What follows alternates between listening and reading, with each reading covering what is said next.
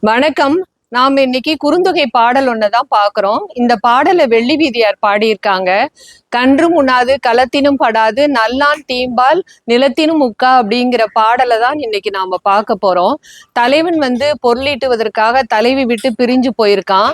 அந்த தலைவி வீட்டுல இருக்கா. அவளால தலைவனுடைய பிரிவை தாங்கிக்க முடியல. அந்த பிரிவின் ஆற்றாமைய தோழி இடத்துல சொல்றா.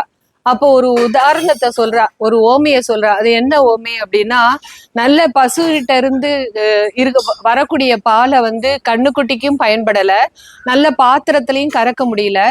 கண்ணுக்குட்டிக்கும் பயன்படாம பாத்திரத்துக்கும் பயன்படாம அந்த நல்ல பசுவோட பால் நிலத்துல கொட்டி வீணாகிற மாதிரி தலைவியோட அழகான மாந்தளிர் மேனி தலைவன் அருகில இல்லாததுனால தலைவிக்கும் பயன்படல, தலைவனுக்கும் பயன்படல.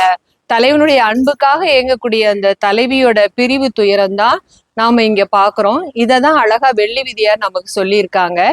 நன்றி, மகிழ்ச்சி.